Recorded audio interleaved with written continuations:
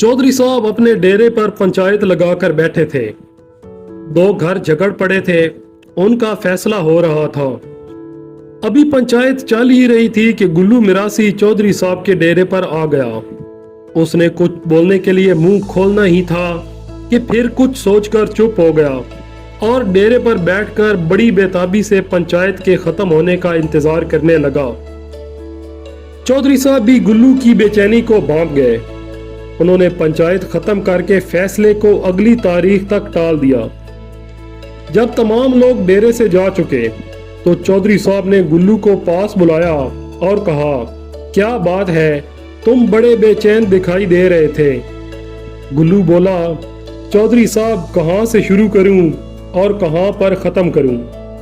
बात यह है कि आपके बेटे चौधरी दिलावर ने आज चौथी मर्तबा मेरी बेटी बानो को छेड़ा है। 3 मर्तबा तो मैं चुप हो गया था, लेकिन अब रहा ना गया तो आपके पास चला आया। मेहरबानी करके मुझ गरीब पर तरस करें, बेटे को रोकें, यूं मेरी इज्जत पा माल ना करे। चौधरी साहब के लिए यह बात नई नहीं थी।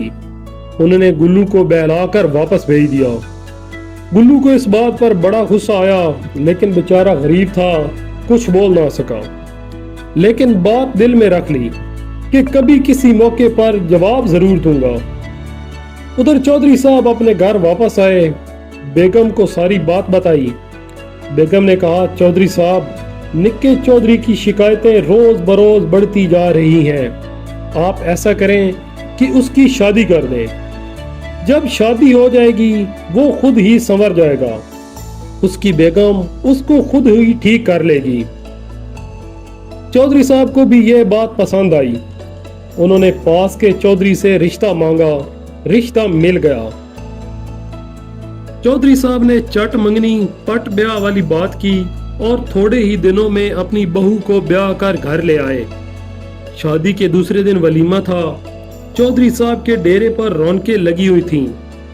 मेहमान आए बैठे थे।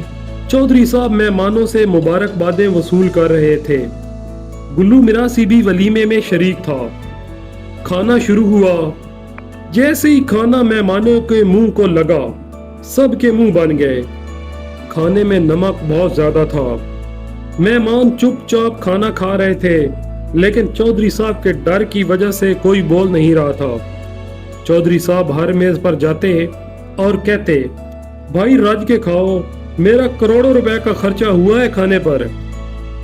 जब गुल्लू मिरासी के खाने की मेज पर चौधरी साहब पहुंचे और यही बात दोहराई तो गुल्लू को भी मौका मिल गया।